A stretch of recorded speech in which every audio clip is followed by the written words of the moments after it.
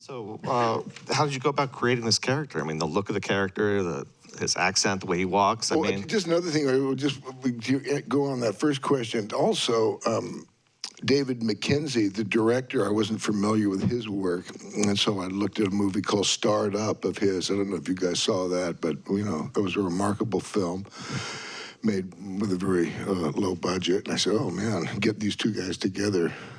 It's gonna be cool. But what was your second question, sorry? Well, I was going to ask you about creating the character, but I am curious about David Mackenzie. I mean, he's a Scottish filmmaker. Yeah. I mean, what do you think he brings to this kind of very American, very West Texas story? Just fresh eyes and, very concerned about getting it right. He's just soaked up everything. And you're talking about the character. We were so fortunate to have on board with us a guy named Joaquin Jackson. A very famous Texas Ranger, and he helped us all, with the authenticity and also Taylor's cousin, Parnell McNamara, is a marshal or was a marshal and was going through the whole retirement thing. Then I could talk to him, and so that helped a lot. But as far as preparing for the character, I kind of did. How I usually do. You look inside yourself, you see what parts of yourself kind of match up with the character and maybe magnify certain aspects and kick some aspects to the curb. And one thing that kept coming up to me in my mind is my grandfather, Fred Simpson, who was from Liverpool, and had this really dry sense of humor and would tease us all just, terribly. And my brother, Bo, he inherited that gene because he teased me in such a, cruel way. And and my mother would always tell me, that's just because he loves you so much, Jeff. And I could see that, that it's a form of intimacy. I guess, I know you so well. I could just, And so that helped me a lot with my relationship with Gil, Gil Parra, who's so wonderful in the film. Great. We had a great time working together. And so, that was a guy that I used, my old granddad and Bo, quite a bit. Right.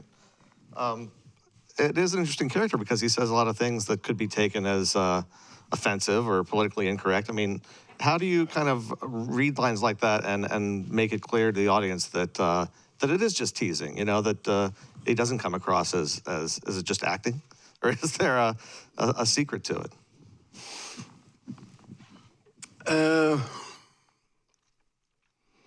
Well, I think we wanted to kind of keep it a mystery as far as was it serious? Let the audience discover that in a slow way. I think a lot of those those racial slurs, that kind of depends on how you were raised, to a large extent.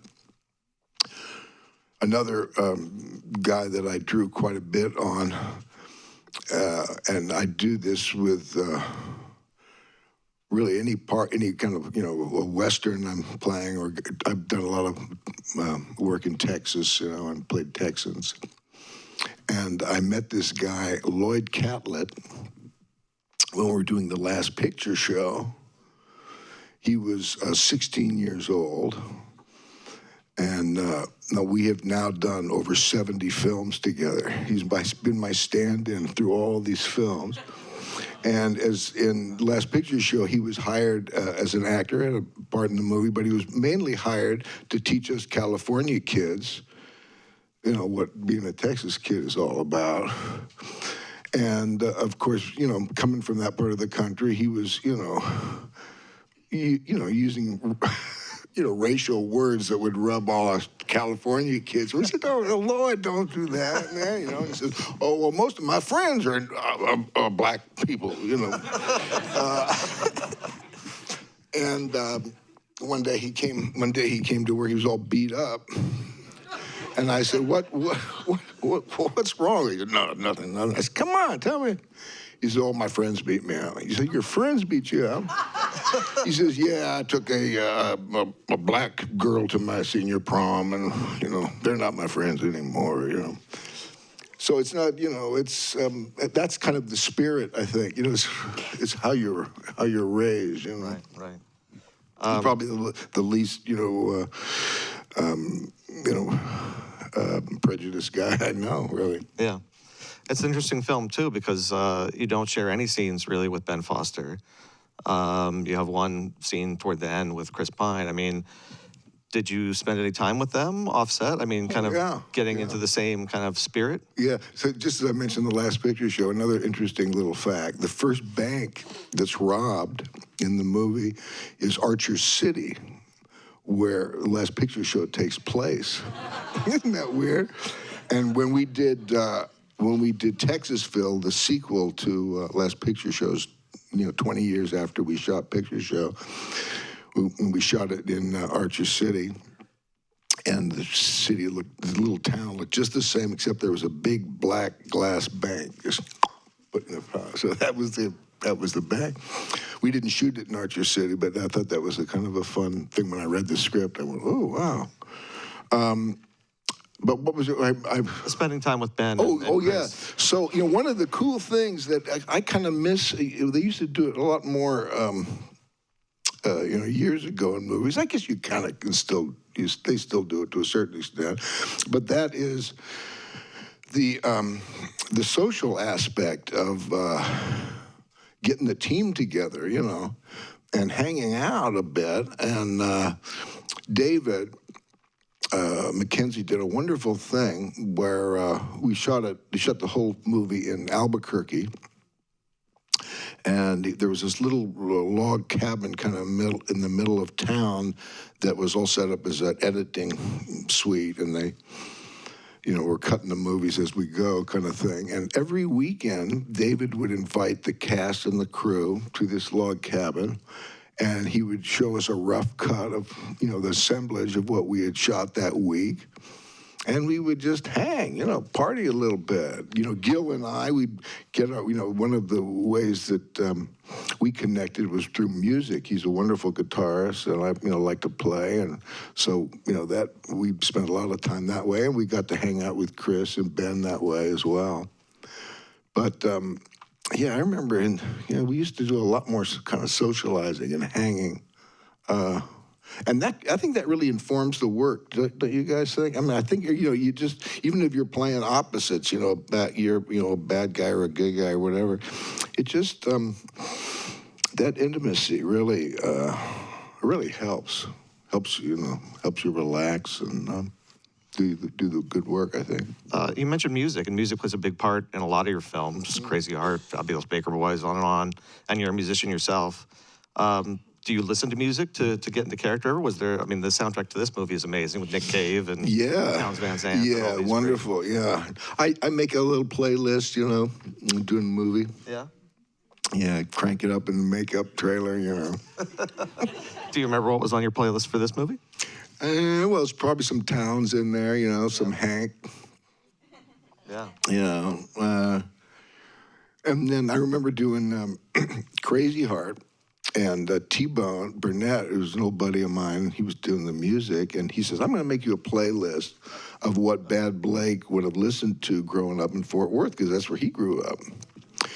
And he said, "And it's very eclectic." I said, "What do you mean?" He says, "Well, you had, Hank Williams and all those guys, but you also had, now I'm spacing out on his name. Who's the wild sax player that played the plastic saxophone?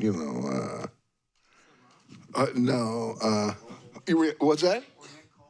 Yeah, Ornette, yeah. And he says he's from Fort Worth. And so they were listening to that kind of stuff, so it was a broad, scope there. Yeah. There was a scene in the film I wanted to ask you about, and I should probably say spoiler alert to anyone who was watching this on YouTube and hasn't seen the film yet. Go watch the film first. But the scene after you shoot Ben Foster, and your character kind of goes through this range of emotions in a matter of just a few seconds of joy and pride and relief and sorrow. How do you approach a scene like that where you're going to have to play so many emotions, contradictory emotions in a small frame of time?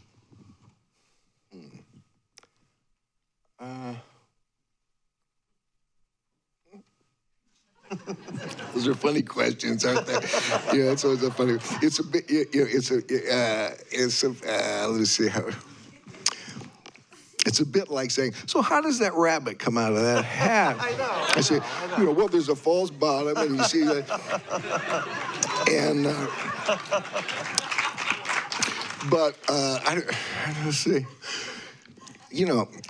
Making movies is basically pulling off a magic trick, a one-time magic trick, you know what I mean? Because it's never been done before, and you're getting together. How are we going to create this illusion that this is real, And there's, I think there's a couple of different types of magic. One is kind of like the David Copperfield thing. It's an illusion, so we use that a lot in the movies, whether it's, makeup, you got a cut, you want it to look kind of unusual, interesting, you want it to look real. But there's a fine line. You don't want it to go a little too much, and that goes for your costumes. You want it to look kind of interesting, but you don't want it to pop so much that it distracts the people. Same goes for camera work. You don't want the camera work to be so interesting that you say, oh, that's an interesting, and you lose the story, and the same thing with the directing and acting as well. You want to keep it kind of interesting, but it's got to be real, and it's got to be in the tone of the film. So there's that kind of magic that you work with all these other magicians in your team to come up with. And then there's the other kind of magic that's sort of like, I'm thinking of kind of the alchemy. Yeah, kind of like alchemy. And I'm trying to figure out words. Kind of there's a spiritual aspect to it. A prayerful side, where you just you're representing an aspect of what us humans go through, and you just take me, just get out of the way, get into the thing, and it just kind of becomes, I don't know, it's hard to describe, really. You got a lot of actors here, right? You guys know what I'm talking about, right? Isn't it weird? I don't know. Everybody approaches it kind of differently, Yeah. You mentioned you've done Westerns before. Obviously, you keep coming back to the genre. Why do you think that is? What does it attract it to you, or are you attracted to it? Is it a mutual? I remember as a kid, my dad, Lloyd Bridges, coming back from a Western, he made a bunch of them, High Noon, and remember this one tall Texan. He had some great clothes and boots, and I'd put on his boots and his hat. It goes back to childhood, things and playing cowboys and all that. I love Westerns, and it's such a short period in our history. It's just fascinating. Wow, wild times. Did you ever not want to be an actor? I mean, you grew up with the actors as parents. And yeah. For a long time, I didn't want to be an actor. Probably because my father wanted me to be an actor so much, and what kid wants to do what their parents want them to do? But I resisted it a long time.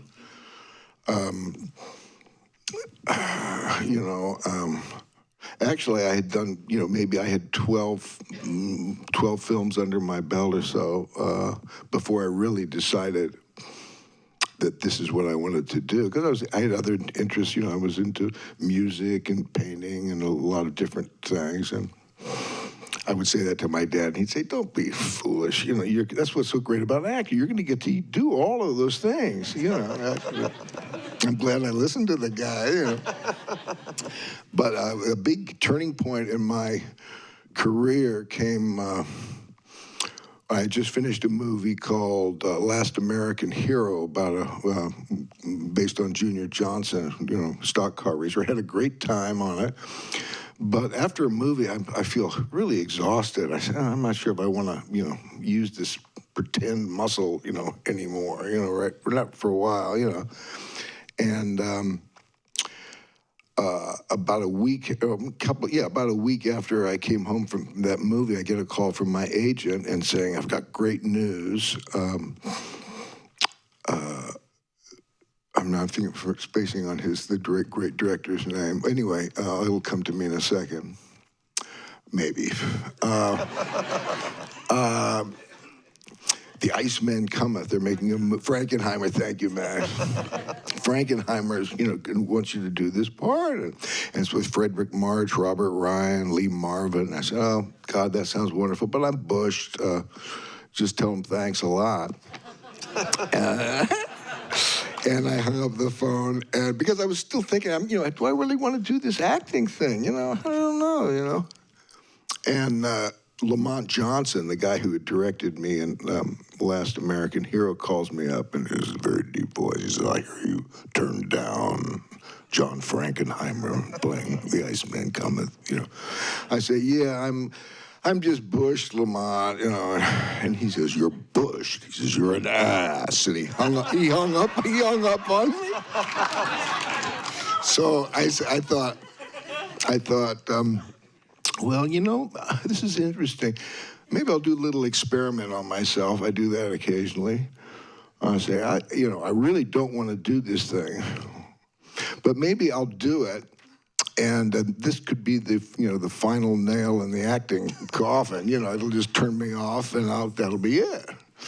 So I got into the thing, and it was an amazing experience. It was, normally if you're lucky, you get a couple of weeks rehearsal, and then you shoot for, however long you shoot. This one was 8 weeks rehearsal, and we shot for 2 weeks. And it was and we shot the whole play, a 4-hour movie. Quite remarkable. Long takes. They had these big 10-minute mags on there, so long scenes. We learned it basically like a play. So it was 8 weeks hanging out with all of these old masters, And you see Frederick March, he must be in his 80s, and he's pissed off at himself, and just so desperate to get it right, do justice to the material, Lee Marvin, all of them were just had that same anxiety. That's one of the reasons I didn't like to do it all the time, because it's so anxious. I get so anxious. I don't know if you guys, but it's a lot of, anxiety, man. And I see all these old guys, they have it too, And I'm sitting there at a table with Robert Ryan, who is, an actor I really admire, Billy Budd. God, he's just such a wonderful actor. He was sitting there. And he had his hands on the table, and how they say, all right, we're getting ready, people, rolling up, and you feel, you kind of get tense. And then they say, oh, no, there's a hair in the gate or something like that, and they stop. And Bob takes his hands off the table, and there are these two big puddles of sweat on the table. And I say, Bob, after all these years, you're still nervous. He goes, oh, I'd really be scared if I wasn't scared. And that's kind of stuck with me, that fear thing. It's just, you gotta, he's your buddy, he's there all the time. It's not, it's not gonna go away. Yeah. So it helped, But that kind of turned the corner. I said, oh yeah, I can do this. This is interesting. And this was even after you'd done The Last Picture Show and gotten an Oscar nomination. Yeah, yeah. Do you remember what role, since this is for the SAG-AFTRA Foundation, what role got you your SAG card? Oh, gosh. They still have Taft-Hartley and all that stuff going. Yeah, I mean, I did Sea Hunt, when I was 8 or something. My dad, says, come to work with Dad. Get out of school and, come on. I said, he says, come on, you'll have fun, we'll play. All right. What did you learn from working with your father and your mother and brother, for that matter, too? Well, they were my teachers. My dad, with Sea Hunt. Mike Nelson. I had so many thoughts as you mentioned his name. I can imagine him, working on the scenes with me, sitting me on his bed there and doing the lines. And say, now make it, seem like it's happening for this first time, and don't just say your lines, listen to what I'm saying, and let that have some kind of effect. Now go out of the room and come back and do it completely different, that kind of stuff. And then Bo was my early teacher as well. He I remember we'd be working on scenes to get me an agent and stuff, and he devised this wonderful thing where, actors, you got to have a place to perform, So when you're a young kid, you're working on scenes, where do you do that?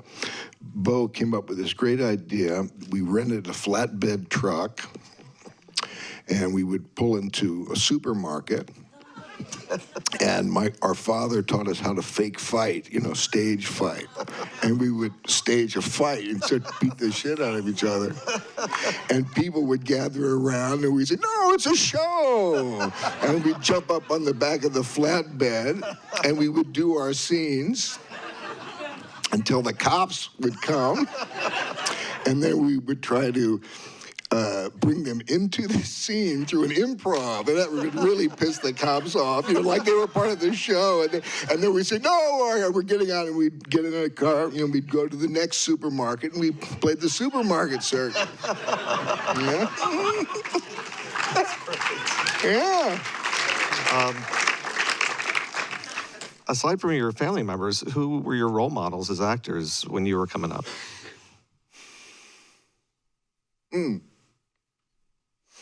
Gosh, I don't know if I had any actor role models. I mean, I was trying to think. Brando came to mind. These were like popular figures during the time, and I kind of admired them, but I don't remember ever being really. I can't really remember one that really, and I don't know if that was because my dad was an actor and I could kind of, see how he approached it and everything. One of the things I remember early in my career really trying, I saw how much my father struggled with the success of Sea Hunt. He pulled that part off so well, people thought he was a skin diver, So he got a lot of skin diving scripts, and that would piss him off because, here's a guy who's, he studied Shakespeare, comedy, he replaced, in Man of La Mancha, who is it? Richard Kiley, yeah, Man of La Mancha, he's like a very, had a lot of different talents, and that frustrated him very much. So I remember one of the things I learned from him was to kind of mix up my persona, to not give the audience too strong a persona, for a couple of reasons. One, it was a message to the financiers and the guys who are paying to get the movies made that you can do a bunch of different things so you get those type of scripts. But also, as the audience, I love going to the movies, and I often found it difficult to imagine an actor in a part that he had, if he had a very strong persona as something else, when he tried to stretch into something else, it didn't feel right, So I wanted to kind of pleasantly confuse the audience and not really know who, that. I think you succeeded in that. Yeah? Oh, yeah. Good. Good, thank you. You've worked with so many amazing actors and directors over the years, but since we are here in the Robin Williams Theater, I wanted to ask you about your memories of working with Robin on The Fisher King. Oh, man. Gosh, oh, yeah. Oh, man.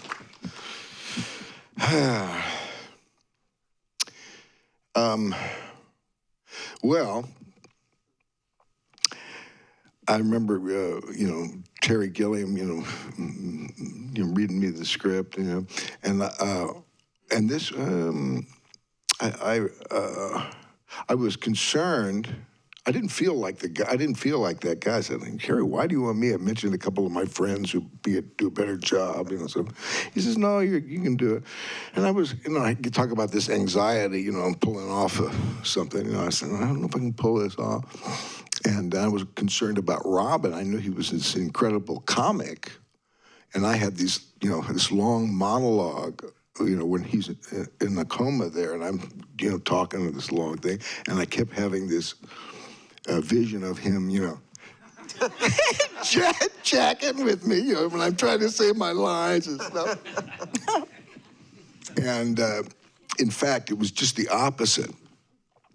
He was so supportive in the most, with not saying a word, but just being there with me. And I learned through that comedy was just something in his kit bag. I mean, he was a deep actor. You know, I loved all his more recent films where he's playing those bad. Remember, he had about 3 movies in a row where he's playing bad guys. I thought he was great in those. And just got a wonderful, gracious, generous, a wonderful, wonderful guy. I mean, you know, as we mentioned his names, I can, imagine, many different stories are probably. One story I remember, because Robin would, he would be so entertaining. I remember we'd have these long nights where we'd be work, 16-hour days right towards the end, and everybody's dragging, and Robin would stand up, plant his feet on the ground, and then go around and just jam on everybody, and do a show, right there. And Terry Gilliam, most directors would say, all right, let's get back to work, people, come on, and Terry would say, yeah, but what about here? Terry would egg him on, and we would all get our juices back, and that was, something. I remember about the only time he was at loss for words, I remember, with Robin, and I felt very honored to be in the presence of him at that moment. We were working another really late night under one of the bridges here in New York, and we were both exhausted and wet and tired, and we were in the middle of a scene, and I see a bench over there, and I say, sit down. He goes, oh, yeah, okay. We sit down on the bench, and as soon as we sit down,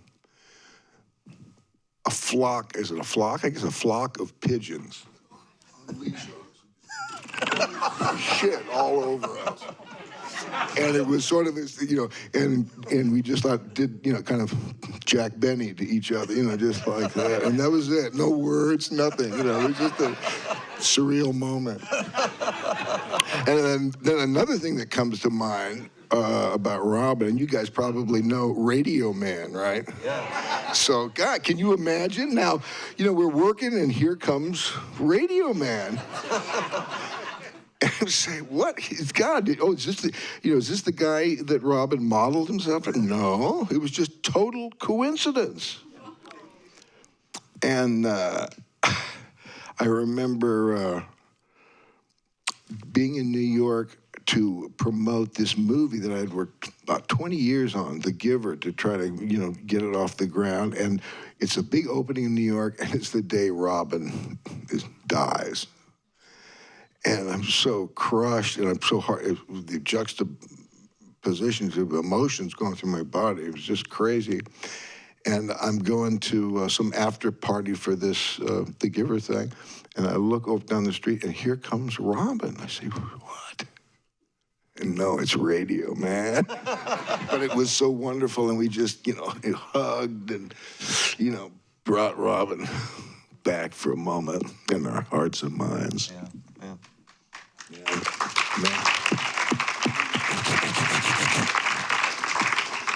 I also would be remiss if I didn't mention The Big Lebowski, because it's become such a huge cultural phenomenon. Yeah, thank you. Yeah. Why do you think that is? What do you think people respond to about that film and about the dude and the whole rigmarole? Well, again, it starts with that script, man. Those brothers, they know how to do it, make it look like nothing, right? It's, that's, put a lot of effort into it, but it's all the right kind, and they're just, that script and and just those guys are so wonderful. So I think that's it's just a great movie. I'm if I see one of my movies on TV or something, I'll say, I'll watch it, I'll click, and then with Lebowski, I'll say, well, I'll watch till Turturro licks the ball, and then I get sucked in, man. Every scene, it's just one, boom, boom, and all the performances are so cool. But as far as the dude goes, I think he's an authentic cat. He's just who he is, and that's it. That's all. Yeah. I don't know. I think that might be appealing, but it's just a great movie, man. It's just a really well-made movie. Yeah. You're also remarkable in that you've been famous for many years, and yet you seem to have maintained a fairly normal personal life. And I'm wondering if you have any advice to the actors here about how to balance work and your home life and keep it I mean, I know you meditate. That's probably a big help along those lines. But what else could you share with us about that? Well, my father, not only teaching me the acting basics and stuff, probably the biggest thing he taught me, which is, to me, I think it is one of the acting basics, but it was not something he said in words, but it just is in his being. I got to work with him twice as an adult, and Blown Away and Tucker. And it was so great now to, be acting with my dad, and we're, two older guys. And the joy at which he approached his work, just amazing, man. He'd come onto the set, and I wasn't forced or anything. He just dug it. Dug what we were all up to so much, and that joy permeated, and it was contagious, and everybody kind of wrote, "Oh yeah, this is fun. Oh yeah, I forgot for a second. This is cool." And then everybody's having feeling good, and that kind of makes you relax, and then your best stuff can kind of come through you, And that joy he carries on in his life and with his marriage. And my parents were married for a very long time, and they, of course, like every one of us, had terrible problems and challenges. But that joy was always there. We're alive. Here we are. Let's make the best of this. This is wonderful. Let's love each other. And God, don't you hate it when you ask your mind to come up with a word that flips you the finger? I mean, I can't.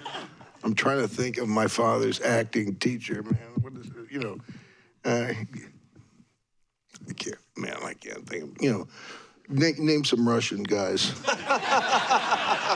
No, not Stanislavski. No.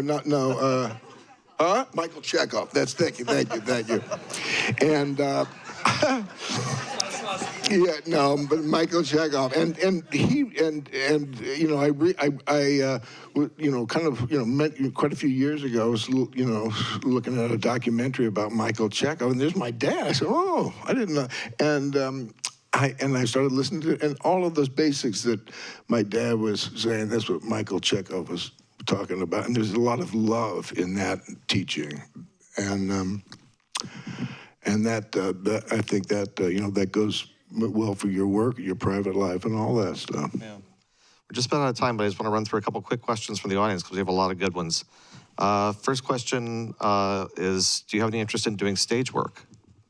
I did some with my dad, when I was a teenager, summer stock stuff, and I would imagine if it's something came along that really piqued my interest. I have a funny sort of method of choosing what I do. And I was thinking about the Iceman Cometh was, kind of an example of this. I really try hard not to work, not to engage, because I know kind of what that takes. If you do this, then you're not going to be able to do that, and you don't even know what that is yet, but you might like that better than this, and then takes you away from your family and all the other interests you have. So I really try hard not to engage. Now, get me back on the question again. What was it? It was a... Question is... play, stage. Yeah. So I really try hard not to do it, and until something comes across that is so cool that I just can't resist it, I had this dream of going down a river with these big walls on either side, cliffs, and these whirlpools, and I'm in a little rowboat, and I'm got to navigate down through these whirlpools, and at the vortex of each whirlpool is a beautiful jewel, like a gem or something. I'll be going down, trying to get through the whirlpools. Like, oh. Oh, that was close. And then I come to another one, like, oh, and I let it go too far, and I'm like that. And I made a painting of that dream, of that moment. And the painting's title is Jeff Makes a Decision. So I really try hard not to go. So the same thing, with the stage, if it was, good enough, the play was great. And also I'm kind of used to the amount of time that a movie takes, and I don't know what the commitment would be, but I'm not scratching that off I'll never do a play or anything like that, no. One more quick one, a very practical question. How do you memorize your lines? What do I do? I use a little tape recorder, do the other guy's lines, and then, just do mine like that. Sometimes I'll write it out, write speeches out, that kind of helps sometimes. What other things should I do? I don't know, you guys got any tips? Lines, they're a bitch, huh?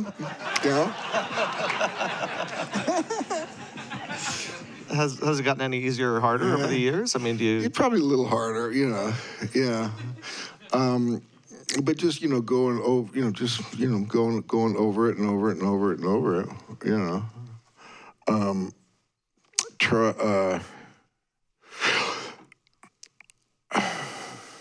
Yeah, this is an interesting, this is one of the things my dad told me. I don't know if it's a Chekhov thing or not. But he told me this really interesting thing. He said, when you're going over your lines, over your scenes, you can do it in 3 different ways. One, go over your lines as yourself, if you were the character, and to make it seem as, much like yourself as possible. Then go over that same scene, but concentrate on the character. What are the things that are different than you? If your character has a limp or an accent or, approaches life in a different way than you concentrate that. And then the third way, I like to think of it almost architecturally, that you have a story, and if a story was like a building that you're presenting, what function does this scene have in that? And, in telling the story, what do you want to convey in that scene? Because in movies, of course, they shoot all out of sequence. And one of the things that I like to do is I'll take the whole script and I'll put it so it can be on 2 pieces of paper that are kind of facing each other like this. See the lines and just one line for each kind of scene. And that way I can keep, and I can take with a yellow marker, as we do them, I take it like that can keep me kind of tracking, where I am in the story and what you want to tell in the story, like that. And then another thing that comes to mind is, and that's probably the most important way to work on this thing, because so often as actors, God, I fall into this thing too. It feels so wonderful to emote, to have emotion coursing through your body. And it can feel great, but it can not be the right move. I've often, say, oh, I kicked ass in that scene. Then you see the dailies and you say, that asshole. He's up there cathartic. Oh, this has nothing to do, that's not right, So I like to work on the scenes, and I'm a photographer, so I kind of approach it almost like bracketing an exposure, do the scene, where you kind of, the pocket where you think it is, and then go radical one way and then radical the other way. And that also gives the editor and the director at the end of the movie different choices to paint. So you give them all different colors that they can work with. And if we have time during the movie, I try to do takes like that too. Yeah. And it's wonderful nowadays with digital, and we even did it with film, where you can do several takes on one slate. You just, rather than reset and, do that kind of thing. Well, I think whatever you're doing is working. Thank you. Particularly well in this film, Hell or Thank High you. Water. And thank you so much for taking the time to Wonderful hang with you share your guys. magic Thank you trick with so us. much.